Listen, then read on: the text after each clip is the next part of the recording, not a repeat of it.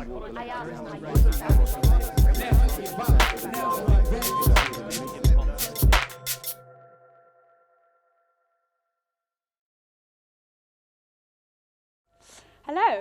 So I want to start by asking you to raise your hands if you know exactly what it is you want to do when you leave education.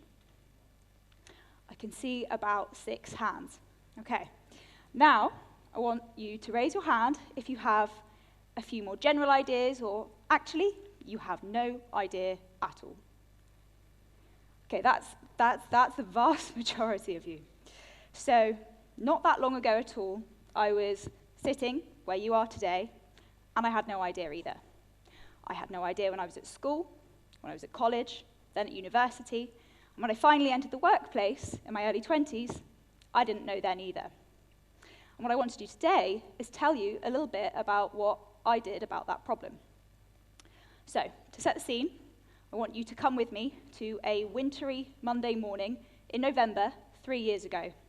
It's 6:35 a.m., and it's cold out, it's dark, it's raining, basically like this morning, and I hadn't slept all night. All night, I was kept awake by the thought of having to go to work the next day. I had a tight knot of stress in my chest, and it had prevented me from sleeping all night long from worry. And so, eventually, my alarm went off, I had to get up, and I had to go and face the day ahead at work. And what I had was a really bad case of the Sunday night blues. So, I had quite a good job. I was working on a corporate graduate scheme that I'd worked really, really hard to get onto. My parents were really proud of me. I was earning a good salary, I had job security, job stability, I was using all the skills that I'd learned at university, and I had a clear path of progression. I ticked all the boxes. I had won the career lottery. But yet, every day when I woke up, I dreaded going to work. Absolutely dreaded the idea. And it took me a whole nother year to figure out that actually what had been my dream job that had ticked all of my boxes, it turns out that it was not for me. And that was okay.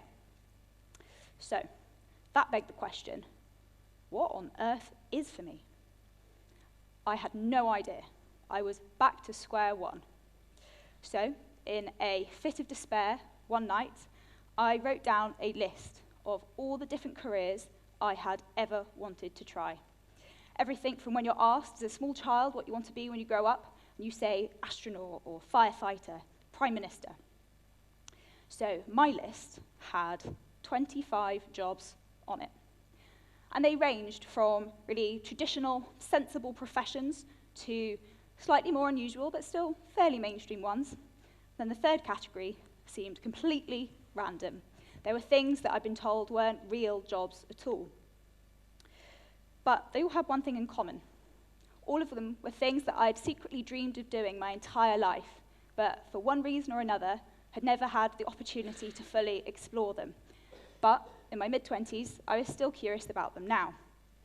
I sat back on the couch, I started daydreaming, trying to picture Emma, the author, Emma, the explorer, Emma, the archaeologist. And there were so many different possible selves to choose from, and each one was totally unrecognizable from my current reality. And that day, sitting on that couch, I decided that I was going to try every single one on that list in a year, before my 25th birthday. And I was just about to turn 24, so that worked out as roughly one every 2 weeks. I was going to quit my job and take a radical sabbatical. So I handed in my notice at work, which was both the most terrifying and the most liberating day of my life, and I set about trying all these different jobs. They ranged from wedding photography, publishing, to being an extra in a movie. Then there was teaching, tour guiding, and interior design. After that, there was working in the police dogs unit, there was landscape gardening and blogging. And, just as I'd always dreamed, there were adventures by exploring in the Atlas Mountains of Morocco. There was travel writing in Venezuela, and archaeology in Transylvania, of all places. So what I want to do now is tell you a little bit about what I learned doing all of these jobs, and the three most important things that I learned from doing so many jobs in so many different industries. So the first thing is about starting your career search, not by thinking about jobs, but by thinking about who you are as a person. So set jobs aside for a minute and see how you'd answer these three questions. And when I did this, I went back to my list of 25 and I changed some of them. So first up is, what skills do you want to be using and what skills are you good at? And they're not necessarily the same thing, but what you need to do is try and find the crossover about where they are. So this could be things like teamwork or leadership, could be analysing data, problem solving, or writing. Second question is, what do you want to get out of the workplace? And all too often we think about how we fit into a job or a career type. We don't consider how well it suits us. So this could be something like making a difference, having a positive impact on society.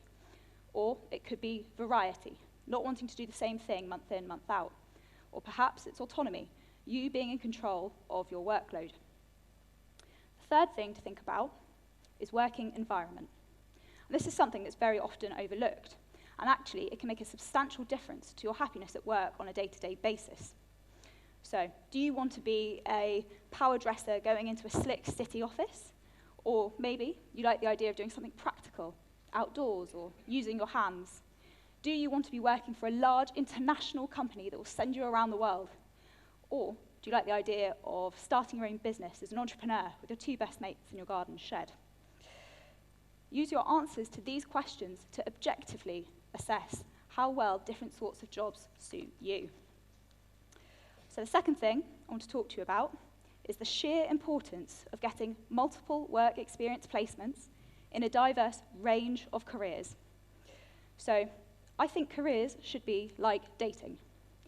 Very few of us end up marrying the first person that we kiss or the first person we go on a date with. But with our careers, that's exactly what we do. We marry our first career.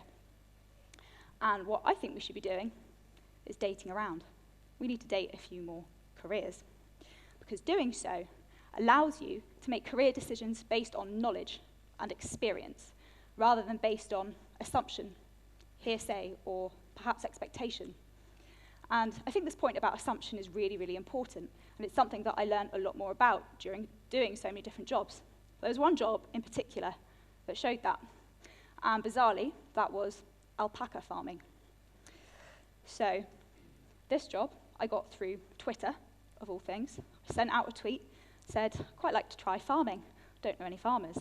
Within 10 minutes, an alpaca farmer from Cornwall got in touch and said, come and work for me. I thought, okay, sure, why not? And it was September. It was still quite warm out. I was hoping to go down, maybe get a bit of a tan at the same time. When we spoke on the phone, she said, absolutely not. You need to come in January, because if you like farming in January, when the weather is miserable, you're meant to be a farmer. There was such good logic that I couldn't disagree with her. So, a few months later, January rolled round, got in my car, and I drove down to Cornwall. My phone signal did that, so there was a little X at the bottom of my phone. And I arrived in the middle of the night, and the first thing I did was step into a puddle and wonder what on earth I was doing with my life. Woke up the next morning, though, and the hillside was covered in a glittering frost. I put on about 7 jumpers and went outside.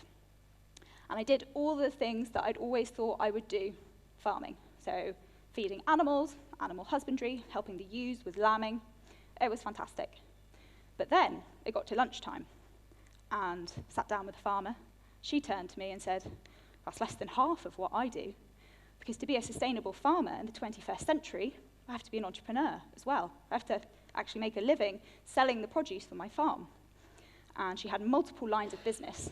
But the one that she told me about and that I worked on while I was there was, she took her alpacas, she sheared them, she got the wool spun into yarn, and then the yarn was made into high-end luxury children's wear that she sold to Harrods. And she managed every single step in that process, from helping an alpaca give birth to negotiating with Harrods. Imagine all the different steps in that process on top of the regular jobs of being a farmer. And what this showed was how many business acumen skills you needed, as well as combining with a practical outdoor job. And it showed how completely wrong I'd been about this career. I was so wrong about it, and I would never have known if I hadn't have gone and seen for myself, if I hadn't learned by doing. So the last thing I want to talk to you about today is about what happened after I tried all those different jobs. Because I loved more than one of them. I loved quite a lot of them. And this left me with a new problem: how to choose. I realized that all my life I've been trying really hard to be a high achiever. But it turns out that's not what I was. What I was a wide achiever. And what I also realized was that maybe I didn't need to just choose one. But maybe don't apply that to the dating analogy. Growing up, I'd always assumed you can only do one job, but what doing so many different jobs showed me was that, in fact, this isn't necessarily the case at all. In fact, this is a flawed assumption. What I could have was a portfolio career. And this is the concept of having multiple jobs at the same time in either the same or in different industries, and doing so by part-time, freelance, or contract work. I could take the skills that I was best at and that I enjoyed most, and I could specialize in those rather than industry-specific knowledge.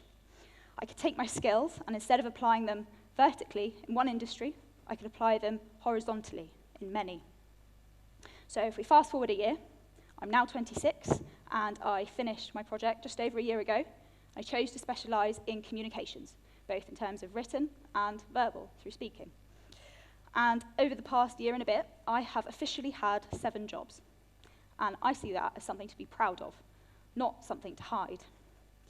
I think a portfolio career can show opportunity in what is traditionally seen as fickleness or indecision, because instead it can show traits like flexibility, adaptability, resilience, the ability to learn quickly.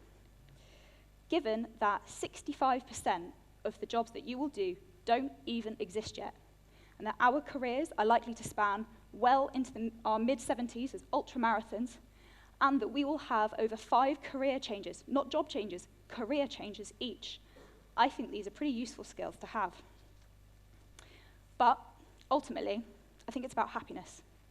Figuring out what job or jobs you want to do and getting the experience to see if they are right for you.